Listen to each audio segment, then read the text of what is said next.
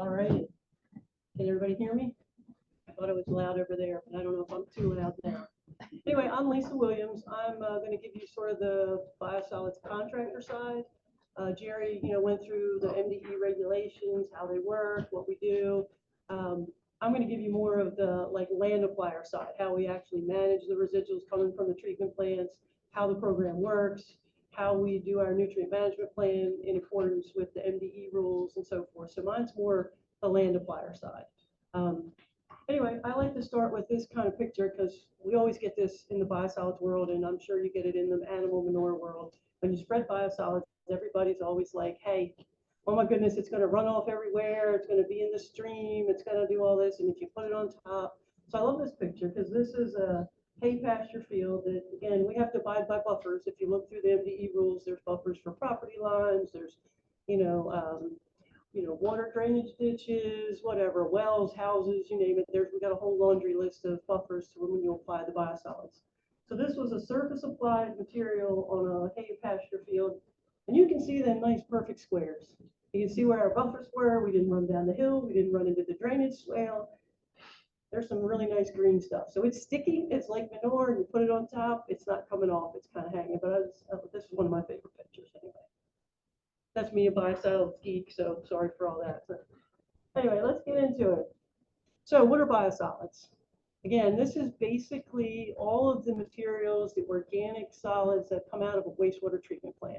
So the wastewater treatment plant is really designed to basically treat all of the water. All of the solids get pulled over to a certain part of the plant, and the solids get treated, and they're all organic residuals. I'll go through the treatment process so you get a better feel for that. But basically, all the solids coming out of the plant gets treated, and then we use it for beneficial reuse. On farm ground, mine ground, golf courses, we do a variety of things. So basically, the wastewater process is the clean water goes out, goes back into the river, the solids get pulled out, and we treat the solids in. So this is just a nice overshot of aerial shot of the Blue Plains wastewater treatment plant in DC. This is one of the biggest wastewater plants in the country. They treat over 300 million gallons of wastewater a day. Now, in the last several years, they've went from a Class B program to a Class A program. And we'll get into the A's and B's a little bit. I think Jerry touched on that too. Class B is one that needs a site permit. Class A is a higher treatment level, and you can get it approved. And we would sell Class A products if we wanted, in bags at Home Depot or Lowe's. So Blue Plains is a large treatment plant. They have now gone to a Class A product. Some of you might have heard they make a Bloom. And so Bloom is a Class A thermal hydrolysis digestion process where they basically treat their biosolids, turn it into a Class A. It can be used for general distribution. They also make a blended soil product. And the digestion process they went from they used to way back, prior to going to A, they were a Class B lime stabilized program. And they had about 1,200 tons a day of biosolids coming out. So we're talking 50, 60 tractor trailer loads every single day coming out of Blue Plains. Now with this new digestion process, thermal hydrolysis digestion, they've got a lot of reduction. It's less than half. It's probably 20 to 25 trucks a day coming out of their Bloom process.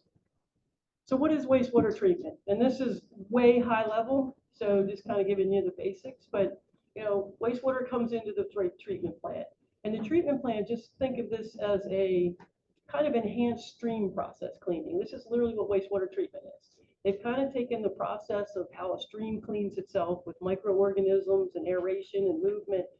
And that's how a stream naturally cleans itself. Well, wastewater treatment plant is kind of designed to follow that same process. So wastewater comes in, it basically goes through, and I don't have all of the steps in here, but typically you've got in the front of the plant, they call it sort of grits and screenings. It gets out all the nasty rags and plastics and sticks and everything else that comes down, and those all get put in dumpsters and headed out. But the next real process in the treatment plant is primary clarification.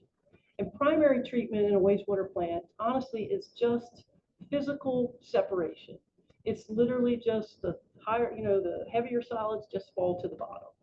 So you've got all that dark area is sort of the solids falling to the bottom. The water, as the tanks tend to go, they skim the stuff off the top. The heavier solids fall out. The water moves to the next phase. The solids then all get pumped out of the bottom of those tanks and get sent in the treatment plant over to sort of the solids handling and stabilization end. So the next phase from just physical separation is really the heart and the meat of the wastewater plant. So it goes from the primary settling, and then it'll go into where they call like a waste activation, where it's basically, this is the heart of the plant where they kind of, the water goes over, and the microorganisms are really eating and treating the water. So they maintain these like waste activation aeration systems to keep certain air in it. They oxygenate it. They're constantly sending, new food into it. And it's like a recycle process of getting the right microorganisms to clean the wastewater.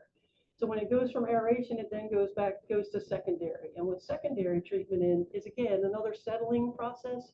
But at this point, it's settling sort of all of that activated microorganism sludge. And what I mean by that is when you get to secondary treatment, it's more of all of that activity that was going on with microorganisms. The solids coming out in the secondary process are really the dead bugs. Like they die and the life cycle goes on. And so you're getting sort of organic matter and those solids fall out. So you've got the primary, that's just sort of the heavier solids that settled out. Now after aeration and then secondary, the water's getting cleaner as it goes and the solids fall out. And again, they tend to reseed that aeration with the secondary. They just kind of keep feeding the bugs, sending new stuff in. Then we've got our advanced treatment, and that's typically enhanced nutrient removal, where we're now all the, everybody's mandating cleaning up the bay and the rivers. So the treatment plants now have to like remove more nitrogen, remove more phosphorus out of the water piece. So what does that mean for us biosolids folks? Well, that means all those nutrients are now even more are in the biosolids. So the solids are getting more nutrients, getting more nitrogen, more phosphorus. But in that enhanced nutrient removal, it's typically like nitrification, denitrification. So they'll put it through an aerated process, oxidation and anaerobic, and the nitrogen gets removed and nitrified, denitrified. Or phosphorus is typically a chemical addition. They'll add some kind of chemical to remove it and coagulate and precipitate out the phosphorus so it's not in the water. So all of these steps through the treatment plant are cleaning the water as clean as they can get it. And then that, at the end, the clean wastewater before it gets discharged to the river is typically chlorinated to kill if there was any pathogens left. They chlorinate it to kill it like your pool, and then they dechlorinate it so that they're not putting out water that has chlorine in it out into the rivers or the bay. So all that goes through the wastewater process. All the solids along the way are being fed out of the bottom of the tanks over to the solids handling process in the wastewater plant. And then that's where we sort of come in. And typically there's, as we talked about, there's class B and class A. So class B hasn't been treated to the level of A, but under our program in Maryland, class B is as safe as A as long as you follow the state permits. So we've got individual sites and there's the buffers and the incorporation and managing them from wells and soil desiccation and all of that actually makes class B program just as safe as A, as long as you're following the process. So these are some examples of a class B, and class B is a process under the federal rule called a PSRP, which means it's a process to significantly reduce pathogens. So basically we've got at the treatment plant, when you followed that solids all the way along and they got over to the plant where all the solids ended up, some treatment plants do aerobic digestion. That means they basically have big tanks. It sits in the tanks at certain temperatures and over a certain amount of days, and they feed to certain bugs. And again, these are all microbiological actions. Like this is what's going on in the treatment plant. It's all microbes making and cleaning this stuff. So aerobic digestion means this cycle is different microbes because it's under air. Air is incorporated into the digestion process. So the kind of microorganisms that do the aerobic digestion obviously are different than the microbes that do the anaerobic digestion. And anaerobic digestion would be a process very similar, but it's in a sealed tank. It's at certain temperatures and they got to keep it at certain days and it's got to go over a certain amount of time, but it's all in a sealed vessel with no oxygen. And then we've got the basic lime stabilization. So the biosolids might come over, they get dewatered, and then they're lime stable. So basically all that means is they're adding enough quicklime to raise the pH of the biosolids to 12, initially to 12, has to have enough lime in it to keep it for 2 hours at 12, And then even after 24 hours, that pH has to be still at 11.5. And that's basically to remove any pathogens that might be left. So those are the three main Class B. And then these biosolids would be permitted by MDE under the program where we would land apply them on site-specific permits. And we would write a nutrient management plan, and all of the biosolids have different nutrient values, depending on what their makeup is and if they've been digested or lime stayed. So here's the Class A process. So this is process, again, under the federal rule, they call it PFRP.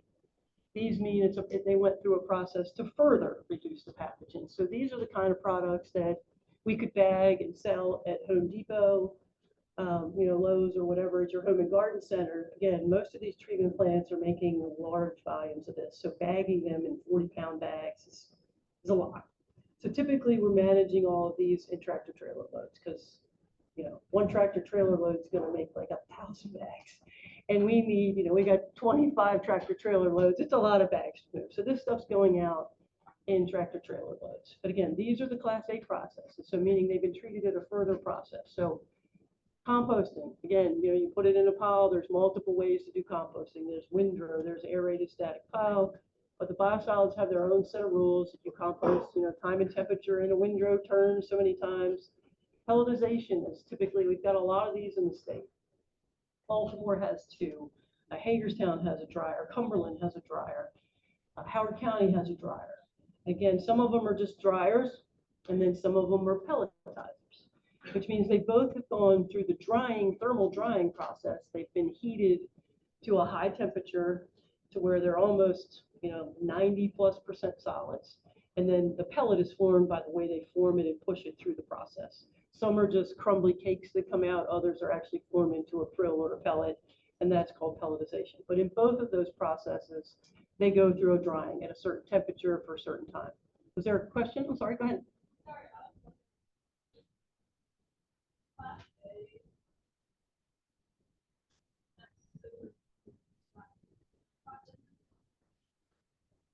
It's just an A process. So you don't have to do B and then do A. If you want to do B, you can do B, and then you need a site-specific permit. If you're going to do A, the process that's for A is a higher treatment process than the B. So you don't have to do B first and then A. You can just do either or. But as long as you've done this type, there is a Class B compost, so you could do a composting B and not be as treated as much as the A. But the process for A, typically, composting is typically what most folks do. Good question. Pasteurization is just another one where you're basically heating it and adding lime. You're doing like 70 degrees C for 30 minutes. So you're basically, treating it to a pasteurization. Thermophilic digestion is what I mentioned is one of the processes at Blue Plains. They kind of have two. They have like a Canby digestion pressure process, and then thermophilic is at higher temperatures. But all of these processes get you to that A. That's a process to further treat, and then these things can be used on your home lawn, your garden, can be sold to whoever in the home and garden store. Again, so under the Biosolids program, what's our goal? I mean, obviously to protect, public health and the environment, groundwater, so forth. Yep. Sorry, quick question. Yep. How do you know that that's what you're buying? Like it was, I mean, does it say right on the package? It should say on the. It should say on the label. So if you look at the bag, like, has anybody ever heard of Milorganite? That's sold in like Home Depot. That's Milwaukee's Biosolids. Milorganite. It's a pellet, and that's their trade name. It's a Class A biosolids. They dry it, they pellet, and that's Milorganite. You all are probably, there's a few in here my age, but there's all the younger ones. Has everybody ever heard of the old like Compro Biosolids? It was a compost. That was a Blue Plains and WSSC made a compost, kind of like Leaf Grow is out there now. They used to make Compro, which was their biosolids compost, and they could never keep enough of that. So leaf grow is yard waste. It's just composted yard waste. Leaf grow is yard waste. So basically our ultimate goal is to, this biosolids are coming every day. There's no vacation from biosolids. Everybody is flushing every single day, no matter what day of the year it is. So biosolids is never, pandemic, biosolids were still coming. So we had to figure out the same thing, where we're going, how they're going. But again, they're great resources. As long as, they're treated well, and they meet these processes, they're very good products. They have a lot of nutrients, you know, and you saw how green that picture was. You know, you put biosolids out, typically we're managing row crops and things like that in the spring. And here in Maryland, you know, our window closes come May or so for, you know, corn. We might get a double crop window with beans in there a little bit. But summer, we're on hay and pasture. Not a big hay and pasture state here. A lot of times things are going to Virginia, Pennsylvania. But we have a lot of sand and gravel operations. So we do have mining operations. So what we tend to do in the summer, and I've got some pictures to show that, is to go do reclamation on mine ground. You know, they dig out all the good stuff, put in nasty backfill, and then they've got to get something to grow and keep it there forever. And we come in and help them in that. But ultimately, you know, this is the ultimate recycle. You know, you basically, the material comes in, it's clean, it's treated. You know, if you think about it, animal manures, no pathogens are treated. We treat all biosolids for all pathogens. It's all removed, it's treated in some fashion to get all the pathogens out. And it's reliable. Again, you know, these treatment plants can't make clean water unless solids removed from the treatment plant every day. And wastewater, you know, is it. I mean, if we don't have wastewater in our society, clean wastewater, we're not going to be a healthy society. So not moving the solids out of the treatment plant every day is problematic. Solids are the wastewater folks run the plant, they can make clean water and clean water goes out, but the solids just need to go away. So for us, what are the benefits? Of course, obviously, you know, we're looking at this as a nutrient source. We manage it for its nitrogen and phosphorus. It does have some fair amount of micronutrients, but the Class A and even Class B, the regular biosolids, we really don't have much potash. There's no potassium in much of the biosolids. It's high in nitrogen, high in phosphorus, really not much potash. So we know when we write our plans, you know, we've got plenty of nitrogen. We don't have the luxury of saying only put down this many pounds because you don't need phosphorus. It's in our product. It's like manure. When you put it out, you're getting nitrogen and phosphorus. So again, we write the plans looking at the limiting factor. Again, it's organic matter at its finest. So we're going to increase soil tilth, cation exchange, water holding capacity. And if it is a lime stabilized product, meaning we added the lime for the stabilization process, then it's going to have a lot of lime value. So you may not need to go pay for lime and lime your fields if your pH is low. You can put the biosolids out and you'll get the benefit of the lime as well. And I didn't update this from my little talk last year. It's last year's numbers. They're pretty close, but I looked at if we were to use, basically, if we were going to apply one material, a lime stabilized material, a Class B lime stabilized material for a corn crop. And we're going to put down, based on this material, 140 pounds of nitrogen because they want to grow 140 bushels. So if I were to do this, again, the way our program works, you know, the farmer gets this for free. He's just got to wait for us and he's got to go through the program. So in reality, you know, we're fertilizing his farm field for that crop field. You know, we saved him about $200 an acre if he wants to get in this program. And so the way the Class B program works, Class A is a little different, but Class B, you know, they're individual site permits. So the wastewater treatment plants in Maryland hire a company like Synagro-Old, and we manage the biosolids for them. So they run the treatment plant, we manage the solids coming out. Sometimes we might be doing the stabilization. Sometimes we may be doing the dewatering and the stabilization. It's all kind of facets of the contract, but either way, we're managing their solids and we go get the permits. So we go talk to farmers and we say, hey, are you interested? And you heard Jerry, what's involved in a permit. So typically it's 8 to 12 months to get that permit out. You know, by the time I get my soil samples and I get the signatures from the thing and I write the plan and I do the maps and all the blah, blah, blah, and I turn it in and then MDE comes out and they do a site inspection and they send it to the county for comment and it makes it, we're 8 months in. So then I get a permit. So the farmer has to agree to this. He has to sign a consent form saying, yes, I want to be in the program. And just because we get the permit doesn't necessarily mean I can do him right away. You know, again, I manage multiple contracts, but it's not like calling Southern States and say, hey, I want you to come do my 200 acres and I want, you know, I want urea at this and then potash at that, and they come out on Tuesday and they do your whole farm. You know, I manage maybe 10 treatment plants and they only make what they make. So I get maybe 10 loads from this one and 3 loads from that one. So it might take me a week or 2 weeks to get across his 200 acres. So he's got to wait, he's got to do the permitting program. So there's a benefit, but again, there's a process, and sometimes I can't get to everybody every year because I've did them last year, and I got other folks, and you got to wait on it. So it's a process. So it's free, but they also, have to learn how the program works. So under the NDE program, you also got from Jerry, under our process, we have to make sure that the soil pH is always at 6. So when we apply, this is an old metals requirement. Back in the day when they did this, they basically assumed that the biosolids it does have metals in it. The standards are there, but if your metals do not come available unless it's in a very acidic environment. So you might see, whatever, mercury become more acidic at a pH of 3. Typically if you're farming at that level, you're not going to have a good crop anyway, regardless of metals. So under the biosolids program, we're supposed to maintain a pH of 6. So if the farm that we've permitted doesn't have that pH, we either have to put lime down for them, or we put lime stabilized and get it down and get their thing. And then if we can't go too high. So let's say we're only having lime state biosolids, and we apply lime state year after year after year, and now their pH is up too high. So once it gets to 7.5, we can't apply lime anymore. So there's those limits in our program. And we have to turn in the pH for all the sites we've run on throughout the year to MDE on an annual, actually twice a year. We have to do pH data to them twice a year.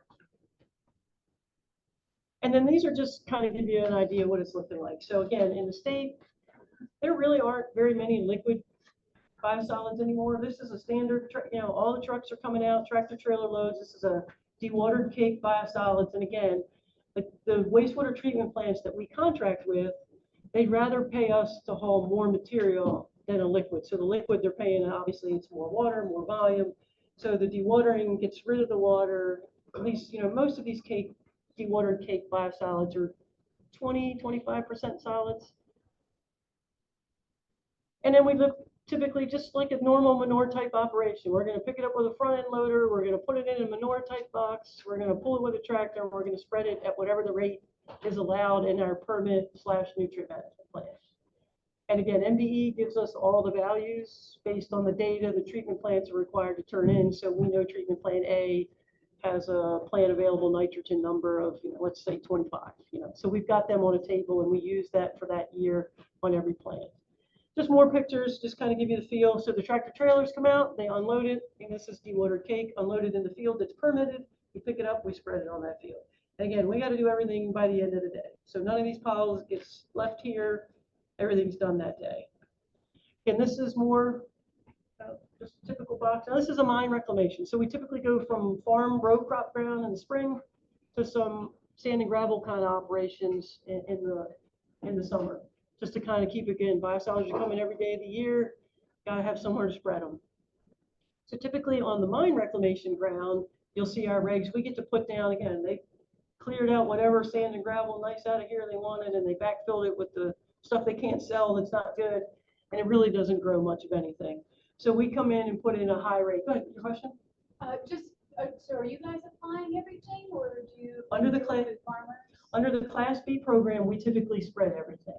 Under the Class A program, we tend to sell those products, not give them away for free.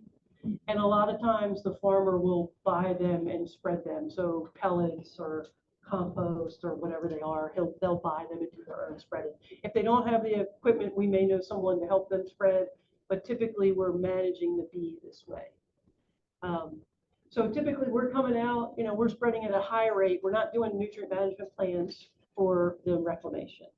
Again, the NMP rules are for ag reclamation, are for agricultural rates. So whatever crop you're growing, there's a set crop for reclamation. We do have like a mixture. So it's a fescue / legume rate mixture. So when we put a high rate down, then we plant this mine mix ratio. It typically can regenerate itself. And again, all of these mining companies have a bond. When they tear this stuff up, they can't get their money back for that sand and gravel operation until it's got really good growing vegetation. And again, on the Class B program, we do this for free. If they let us get in, get their permit, modify it, we'll bring the biosolids, spread it, do the seeding, go from there. So it's kind of a win-win from that standpoint. Then there's the liquid operation. Again, there's not very many anymore just because of the price, the expense. But the liquid obviously would come out in a tanker. It would get transferred from the tanker into some kind of application vehicle. A lot of these Terragators are still out there. You'll see them out there for liquid manures. Same thing. We use all the exact same manure application equipment. Gets injected into the field.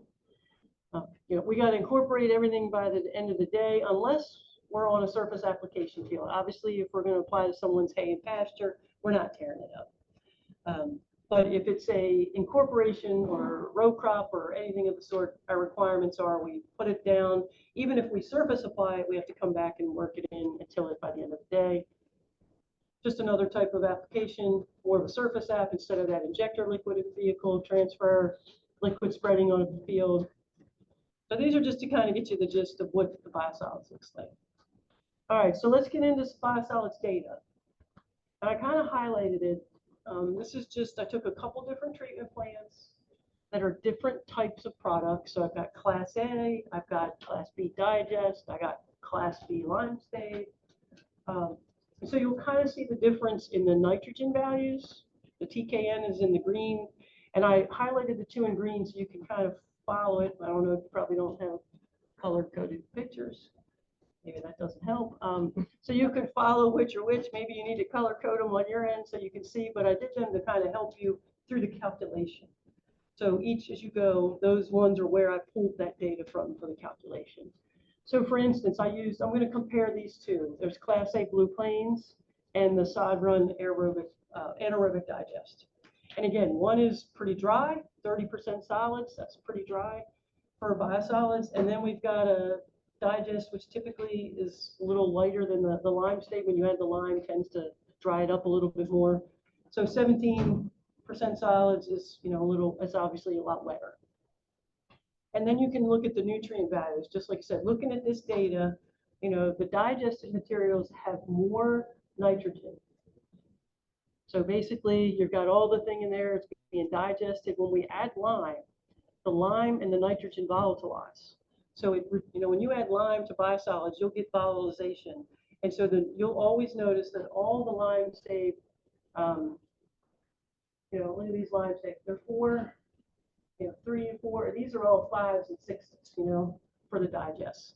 So typically there's more nitrogen in the digested sources than the lime state, because the lime, when you add the lime to the biosolids, it volatilizes some of the nitrogen. So anyway, I worked through these two examples to kind of show you. Again, when you look at lab data, be very careful with its units. What units is it in?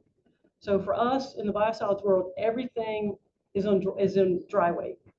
All our lab data comes back from the lab. It's in milligrams per kilogram. It's in percent, but it's all dry weight. Look every now and then. You might see some that gives you both. That's wet weight, dry weight. But to compare kind of apples to apples for these sources, you really need to look at everything on a dry weight basis. However, when we spread in the field, it's the wet weight. So our data comes in dry weight, but when we use it in the field, we've got to convert it to wet weight. So that's why these calculations I'm going to kind of go through and show you. So I kind of highlighted the two. So I'm going to just compare the two, Sod Run and Blue Plains. One's 30% solids, one's 17. They're both 4 and 5% nitrogen. So this is raw data off of the lab sheets that came from the lab. So how do I can take these numbers and I need to calculate the pounds per dry ton of whatever that value is on that thing. So here I did, and I did it in the TKN value. So I took the TKN numbers from that lab data. They were straight off of that lab analysis. And this is how I convert that data to pounds per dry ton. So I basically take that percent concentration as a decimal, and I multiply it times 2,000. That's all it is. But it's got to be as a decimal. So let's go back. 5.08 for TKN was that's the percent in Blue Plains. So I basically took 5.08% TKN value, and I converted it to a decimal, those are the two places over, and I multiplied it by 2,000. I got 101. So there is 101.6 pounds of TKN per dry ton of the Blue Plains material. Because those values I got off of my lab data are in dry weight. I did the same calculation for sod run. So taking that same number, that one had 4.3 TKN times 2,000. Sod run only has 87 pounds of TKN per dry ton. But this isn't what I'm going to apply with. So now I'm out in the field. So now I've got my lab data that's in dry. So I got to go to pounds per dry. Now how do I convert it to wet? So now I take that dry pounds of TKN that I just converted to dry off of the lab sheet. And now I'm going to say what's coming to me in the stuff in the field, because it's not dry, it's wet. So I now take that pounds per dry ton, that 101 that was in Blue Plains, and I multiply it by the percent solids. Because remember, Blue Plains was 30, sod run was 17.5. Again, these are all in decimal fraction. So I'm going to basically take that 101 times the percent solids as a decimal. So that 30.1 is now 0.301. So that means every wet ton of Blue Plains that comes out, I'm getting 30.6 pounds. So remember, the tractor trailer is coming out. It's going to have a scale ticket. It's going to say this load has 20 wet tons on it. So if I take 20 times that 30, that's how many pounds that truck is going to give me a TKN around that field. I did the same calculation for sod run. It's wetter. Remember, it only had 87 pounds, and it's only 17% solids. So it's going to have even less because it's mostly water and not solids. So basically, I took the 87 times the 17.5% solids as a decimal. That one only has 15 pounds. So again, if I'm running multiple sources on my field, I need to know these. I need to know that Blue Plains is 30, sod run is 15. So I could put twice as much sod run down as I can in Blue Plains.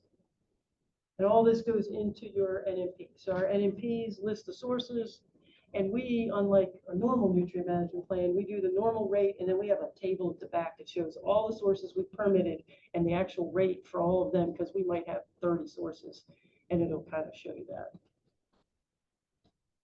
So again, this is just comparing those numbers to other manures. So now we just did those calculations for the Blue Plains and sod run biosolids. Comparing them against, manure, poultry litter, beef. And you can see, in a wet weight basis, Blue Plains had 30, sod run had 15, poultry litter's got 78. So you kind of see where we fall out. And there are different mineralization factors for these different products. So again, both of these are digested to us. So they have you look at the tables, I got some of that in here too. They're 20%. So that first year, we assume only 20% of the biosolids applied are available because it mineralizes over time. It's all organic nitrogen. It is not inorganic. It is not readily available. It has to be broken down through the nitrogen process. And then so as the years go on, more and more is available. So this is just showing you the comparison of where they are falling out for nitrogen, phosphorus, potash. Like we don't have any potash. There's nothing there. You're not getting any potash with any biosolids. So under our plan, we do basically the same plan as everyone else. We have to put the nutrient management plan in with the package that goes to MDE that Jerry explained. We've got to basically list all the biosolid sources that are on our permit. So if we've got 10 or 15 types of biosolid sources, we list all of them. And again, MDE gives us a table that says, Blue Plains has a pan of X and sod run has this, and they're all in our plan based on what they've given us. And then we have to update that every year. Even if we didn't run, we at least have to update whatever when MDE gives us that new pan table next year. So even though the plan is good technically for 3 years, on the biosolids ones, if we want to run that following year, we have to at least use the new MDE pan numbers. And again, our biosolids permits are good for 5 years. And again, we do exactly the same thing. We follow the nutrient management rules. What crop are they growing? What are their yield goals? What's their best 3 out of 5? Do we have to use the mass cap numbers if they got no data? We basically do exactly what everyone else does, other than following the nutrient numbers that we get from MDE for the biosolids. And we do one for basically each crop. And again, this talks about that pan available number that comes from MDE, but You know, again, if we want to look at if the crop is, let's just use easy math. If it's 100, which is very low, let's say it's a corn of 100, we're going to put down, let's say he's got a bunch of residual from manure biosolids, and so he can only get 100 pounds of nitrogen this year. And MDE says sod runs pan is 25. Well, I could put 4 dry tons to the acre down. So literally we do this calculation. We have to do this just like you would for manure. You know, what's the crop you want to grow? What's the requirement in pounds per acres based on its yield? And then we divide it by how many pounds of nitrogen are in that per dry ton.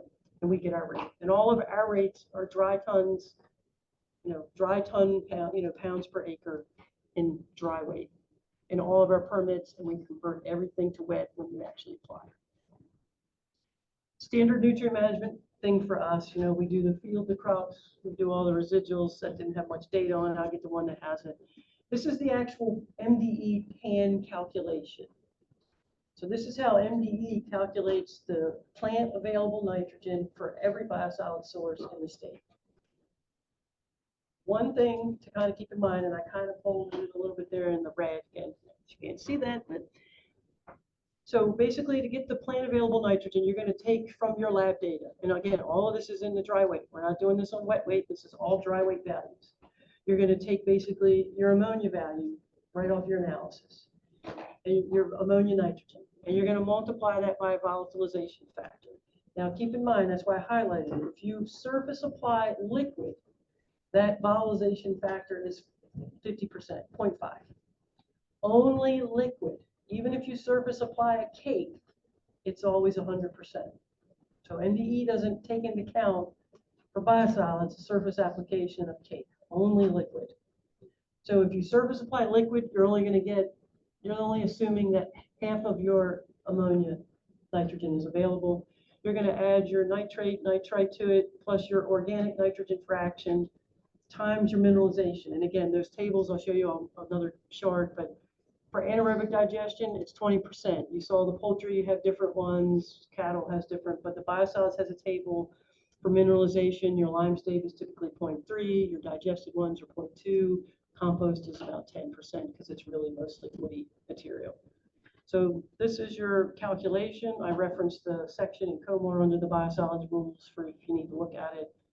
And then I just did the calculation for you. I literally pulled the Blue Plains data and I did it on here so you have it. Like what number came from that lab data times what number, and it went through just to show you what the pan number would be for biosolids for the Blue Plains Digest Class A. And again, this is a cake. Remember, it was 30% solid, so it's not a liquid. So my volatilization factor is 1 here. The 0.66 times 1. And it was an anaerobic digest, so the volatilization factor for F is 0.2. I just tried to give you all the data going through the calculation. So basically, this would be on MDE's pan table. They would say Blue Plains Class A digest has 30.9 pounds of plant available nitrogen per dry ton. So we would basically say if we want to divide, if it's 100, we would divide 100 by 30. 31 and get what our application rate is in dry and then convert that to wet with our percent solids. And again, MDE makes us do this. We have to go, thank goodness they follow the nutrient management rules when the new rules came out, because before the MDA nutrient management rules were out, MDE made us calculate 10 years of residuals. 10 years going back, 10-year application. So now we do the 3, 2 to 3. So this is just their calculation, how they get the mineralization factor. We know where we're doing that, and we've got to include the next year. So here's that table. This is straight out of the manual. So first year applications, we're going to look at that for our first year. So these are, if it's a digested, anaerobically digested, it's the 0.2. If it's aerobically digested, not very many of them in the state, mostly all anaerobic. And lime state are 30%. And then when we have to calculate our residuals from previous applications. So let's say I'm going to do my application, my residual calculation. I want to apply this year, and I actually applied Blue Plains again. This is the 2nd year in a row. So I would use basically when I calculate my residuals. I'm going to say last year I applied however many pounds it comes out. I'm going to get my dry tons of biosolids that were applied. Let's say I applied 100. I have to use this for the year to calculate residuals depending on. And they get lower as the years go down. You know, if it was 3 to 4 years ago, I only account for 42% of it. If it's year 2 to 3, I account for 90, or if it's anaerobically diagnosed, it's 70. But if it was year 1 or 2, I got to account for, it's a large number. So we got to do residual calculations, but these are tables right in there. Just remember that first year calculation. 0.2 for anaerobic digest, 0.3 for the other digest and lime state, because those are going to be in that pan calculation. And again, here I got ahead of myself on the how many years, but thank goodness we're back to 3 to 4. Again, we write the plan. Our plan looks like everybody else's. So basically, right the field, we got to do the pH. We run it. We're doing whatever crops are on the field. We do multiple crops. And again, since we have to get a permit and it has to be approved, our plans are going to look a little different if you happen to pull up a biosolids plan. We've got as many crops as we possibly can because, again, our permit's good for 5 years. And if we change the NMP, meaning change the crops, change the biosolid sources, we have to go back to MDE to get it reapproved. So, farmers change stuff all the time. So from our world, we basically, our initial NMP goes in with everything we can freaking think of. If they even said they might grow something, it's on this thing, even if they may never do it. But if that year happens to be the year that he wants to grow sorghum and I don't have it on here, I got to go get my permit amended, get a new thing out, redo the NMP. By the time I've done all that, he's already planted the sorghum. So we got to just be proactive. So we're always planners, put it that way. So we typically have our NMP. So when you see a biosolids, you're going to see multiple crops, and then we write the plan based on the, basically the fertilizer needs for those over here. And in the back of ours, and I should have put that in here, we typically do a rate table because it's for our field folks, but it'll actually have a calculation for, Blue Plains. If you want to put down 116, on field one, divided by the 30 is this many dry tons. We actually have a table, so it's calculated for our field folks in that end. So when you see and you'll see there'll be a table with about like 25 sources on it, only because we never know exactly what source we're going to get on any given day, and we never know if the farmer's going to change his mind. And our stuff has to all be pre-approved. We can't just change it on the fly. So when you look at them and you see all kinds of stuff and you'd be like, what the heck, that's why. So again, we do exactly the plans everybody else writes. We use the extension PMT software. So if our soils are, we got an FID of 150, we're running the PMT to see if that field can actually get nitrogen-based rate. If it doesn't, we then write a phosphorus-based plan, just like everybody else.